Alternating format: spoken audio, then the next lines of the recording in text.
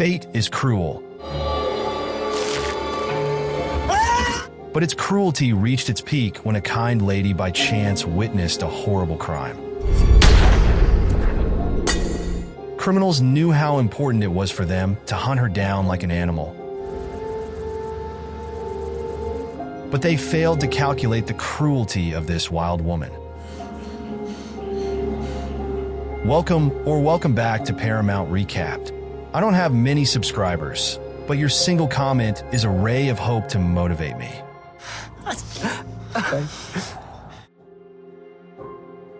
We kick things off by meeting Emma, a super kind-hearted school teacher who's also a pacifist. It's the last day of school before her vacation, but a fight with her boyfriend changes her plans. Instead of spending the time with him, she decides to visit her dad. On her way out, the receptionist gives her a backpack with some camping gear left behind by her cousin. In another scene, we see a gang loading boxes into a van. They're in the business of delivering illegal stuff, and their boss, the mastermind behind it all, gives them instructions before they hit the road. Emma is driving towards her dad's place, and she calls him to set a timer to track how long it'll take her to get there. Her dad is protective of her, so this is his way of keeping an eye on things. While driving, she gets a message from her boyfriend, which clearly upsets her. She pulls over to respond, and we find out they fought because he got into an altercation with someone. Being a peace lover, Emma isn't happy about it, and even though he tries to defend himself by saying it was self-defense, she's not convinced. She wants a boyfriend who handles things without violence. Meanwhile, the gang is on the move. They're stopped by a police officer who asks Pete, the newbie, for his papers. Pete is clearly freaked out, and the cop quickly picks up on something being off. The officer asks what's in the van, and the gang's boss claims it's just tools and equipment, but the cop isn't buying it. Things get tense, and 3 of the gang members try to distract him by asking for directions. The officer isn't having it and tells them to stay put,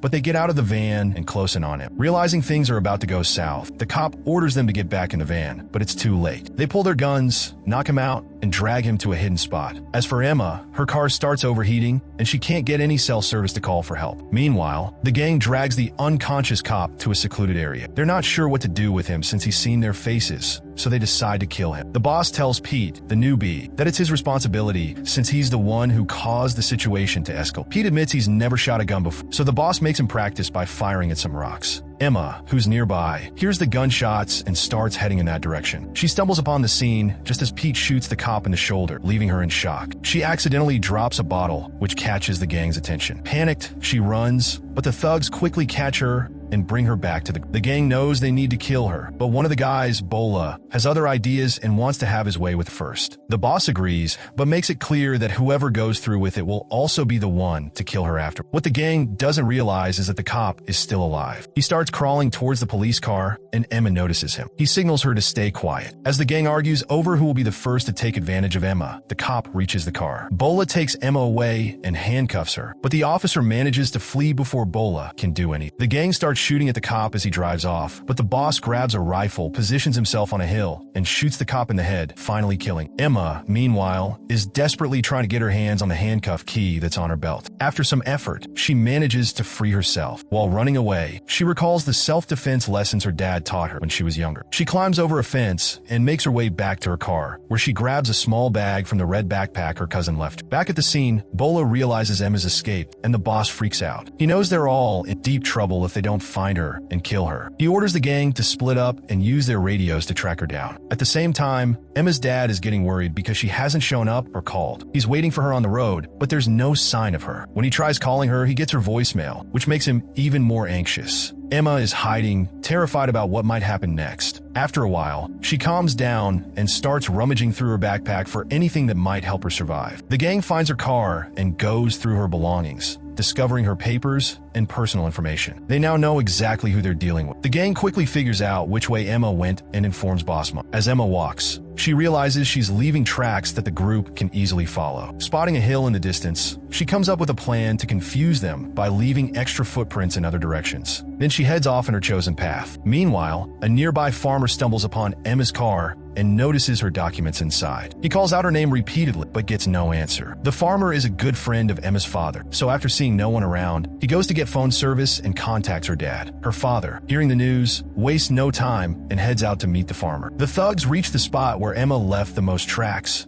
and Pluto notices 3 different paths. They decide to split up into pairs to search for her, agreeing to radio each other once they find anything. As Emma keeps moving, she finds some water, finally hydrates. Not long after, Bola and another thug spot her in the distance. Instead of reporting back, Bola wants to have his way with her again. Though his partner seems unsure, he stays quiet. Bola approaches Emma with his gun and demands the water bottle. After taking a drink, he gets close and starts touching her. Emma warns him to back off, but when he doesn't, she pulls out a knife and stabs him repeatedly in the stomach, proving her father was right about the need for violence in some situations. While this is happening, Emma's father arrives and examines the tracks. He figures out that she's on the run, being chased by 6 men. He tells the farmer that he's been training Emma since she was a kid, though she had always been hesitant about using violence, especially after realizing her mistake when she killed an animal once. Emma's always preferred peaceful solutions. The other thug eventually finds Bola dead and radios the rest of the gang, claiming Bola had Emma but messed up. Emma overhears the whole conversation and runs off. One of the thugs starts chasing her, but she becomes furious and taunts them over the radio, telling them she's already called the police, who are 2 hours away, and dares them to catch her. The gang isn't about to let her live, though. One of the gang members keeps on her trail